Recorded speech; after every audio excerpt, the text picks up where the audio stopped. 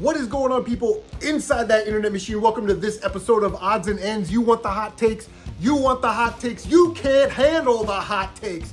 Tonight we are doing a video response to Retro Rivals, who made a couple of videos about their hot gaming takes, their hot takes in gaming. And they said, you want to do a video response, make a video response. So here's CMRetro's video response. I'm feeling a little bit bitey tonight, a little grumpy. Intentionally didn't get some sleep last night, so I'd be extra vicious into this video. So let's just start it here. Women in gaming. You know what, that may be a little spicy for some. We'll move that down to the bottom of the list, let you work into it. I want your brains to explode 20 seconds into this video, but we'll get there. It's called a teaser. It's trying to hold your attention, get you to stay until the end of the video. Anyway, let's get to some gaming hot takes. Roll it.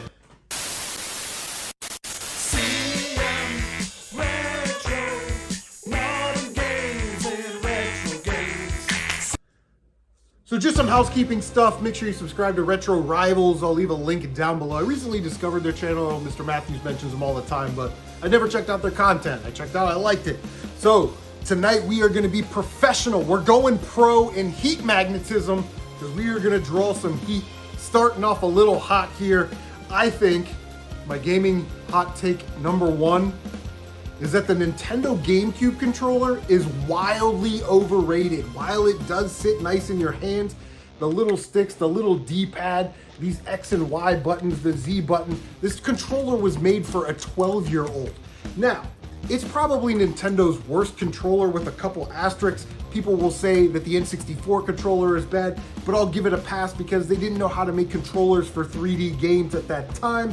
So they made a controller that could do 2D and 3D, and it works fine. It's a little awkward, but yeah, people don't like that one. And then this abomination right here. While this does work good for Wii Sports, again, I'll give it a pass because they didn't really know how to make controllers for motion controls and motion controlled games at this time. It was sort of still in its infancy.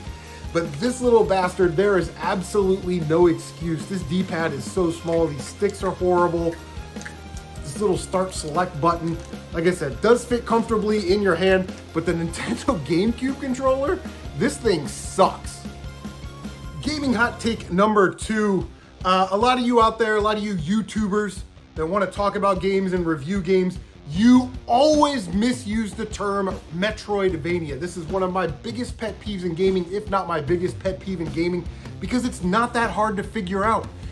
A Metroidvania is a Castlevania game that has the exploration elements of a Metroid game, like Symphony of the Night, like Circle of the Moon. Or I will even accept a game that combines both types of gameplay, that goth Castlevania horror aesthetic with the exploration of the Metroid, combine those with some upgrades and things like that, like Bloodstained. I would say that that is a passable Metroidvania. But just because you had to backtrack in Shrek 3 on the Xbox to get a collectible, that doesn't make it a Metroidvania. Stop saying it.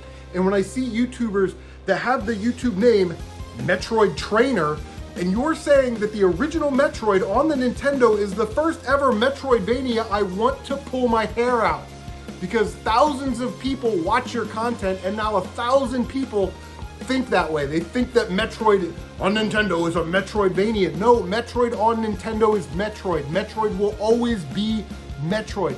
Metroidvania refers to, as I said, a Castlevania game that has the backtracking elements, the exploration elements of a Metroid game, or a game that has both of the elements of Castlevania and Metroid. That's it. I don't know why this is so hard to figure out, but most of you out there misuse this term all the time, you bigger YouTubers. I watched Slope's Game Room called Super Metroid a Metroidvania. Super Metroid is a Metroid game. Explain to me what Super Metroid and Castlevania have in common. Nothing. So stop using that term. Metroidvania makes me fly off the handle every single time. And I think that's a gaming hot take that everybody misuses it, but nobody's out there correcting these people. And that's what we're doing tonight. Being a professional heat magnet. Woo! Number three gaming hot take tonight. This one's starting to pop up more and more, and it's actually starting to agitate me. The 7th generation will never be retro. Classic gaming, generations 1 and 2, retro gaming, generations 3 through 6, modern gaming, 7 through current. 7th generation will never be retro because it has nothing to do with the age, okay? This isn't a classic car. If it's more than 30 years old, it's a historical vehicle. No, that's not how it works. Retro has nothing to do with the age of the console. It has to do with the technology and what was available at the time. And in the 7th generation, when the internet became the main focal point of a lot of these consoles, e-stores, downloads, microtransactions, it stopped. It's a new generation. It is not retro. None of the retro consoles do any of that stuff. So stop trying to put 7th generation consoles in the retro category because it's not, and it never will be. Now, as we get further on, PlayStation 10, Xbox One, SSSX, maybe we can come up with like a retro modern or a classic modern or, you know, vintage modern or some other name for it. But stop trying to put 7th generation consoles in with the retro gaming consoles. It has nothing to do with age. It has to do with the technology at the time and the innovationness of those products. Again, the technology and what they were trying to do. So stop it.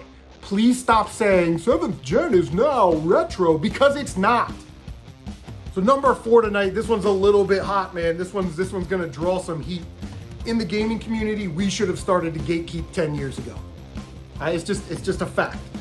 We typically, as gamers and game collectors and game enthusiasts, we are very inclusive. We like that interaction. We love having people, like-minded people in our community.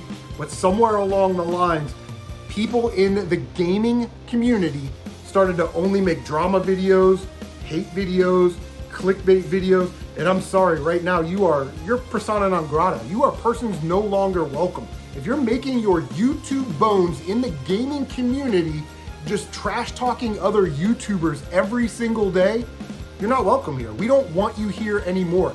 Go find some other community to terrorize. Making content that every single day you're talking about the same YouTuber, the same thing, whatever it is, it's one, lazy, and 2, it shows that you're so uncreative that you can't even make your own GD content to produce anything productive for the community. It's gross. So if you're one of those people, stop doing that or get out of the gaming community. Number 5, our 5th hot take of the night. Here we go. Women in the gaming community. Everybody get your keyboards out. Get ready to hit that dislike button. I'm gonna read exactly what I wrote in my notes, just so there's no confusion. You know what I'm saying?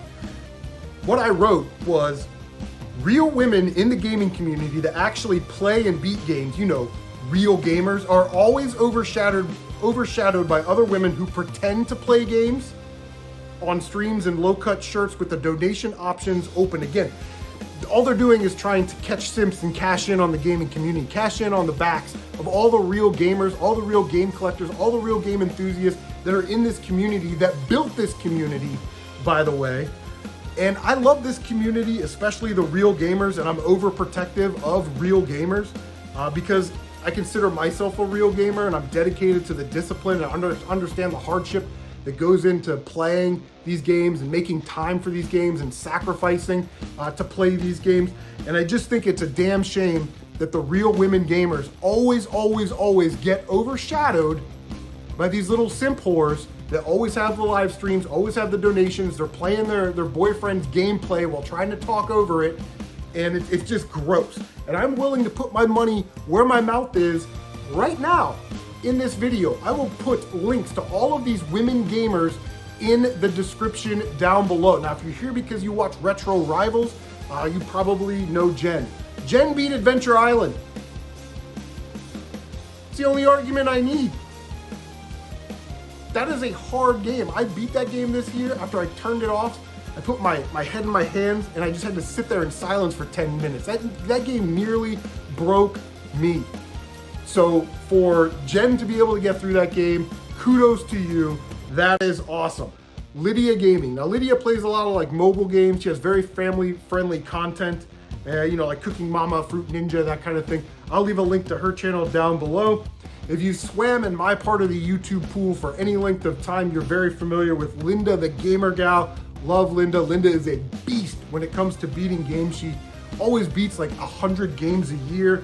She does like collection videos. I think they went to like the Video Game or Pinball Hall of Fame, convention videos, live streams. She's great. Everybody loves Linda. And the last person, dear personal friend of mine, Carli from Carli Collects. Again, she makes collection videos, games I beat this month videos, pickup videos. She's really into the Xbox 360 situation right now. So I will leave all of those links down below, and you can check out what real women in the gaming community look like. All right, so those are 5 of my gaming hot takes right now. 5 years from now, they can be completely different hot takes. You agree, you disagree, leave a comment down below, but most importantly, if you're gonna do anything, check out those links below and find out what real gamers are supposed to be doing in the gaming space on YouTube. Guys, make sure to like, comment, subscribe, share on social media. Don't forget to bang that notification bell so you can stay up to date on all of your CMRetro gaming goodness. Guys, take care of yourselves and we will see you, turn up the heat on the next one.